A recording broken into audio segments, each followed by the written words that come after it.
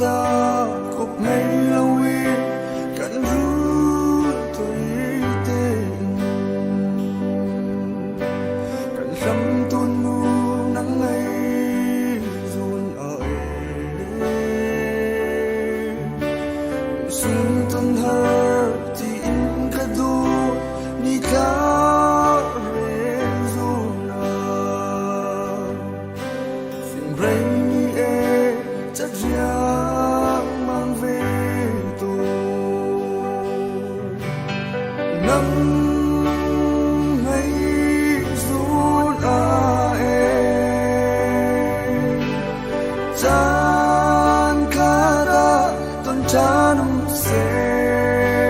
tin sa sa ka tam to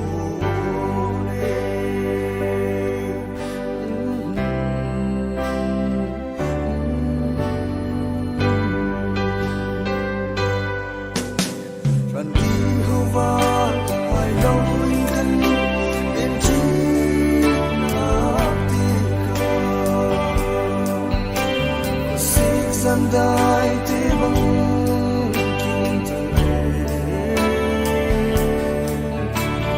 ling up to the ron ni e i khat ko man si kan hi dot na Some say nắng hay run chan kada tan chan se tin sa tan to ne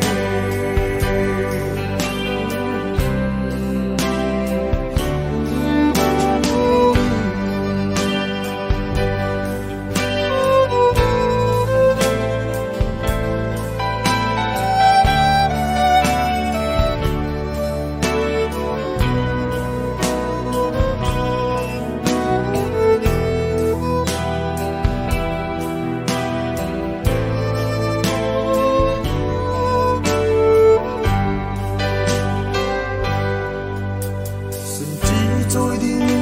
cả tung du na chia xóa cùng lại tình cho xuân tuôn ngu cây chín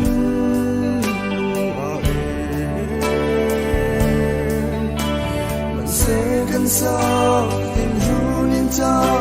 trong bao giờ ni lại về trong xe cần về trong xe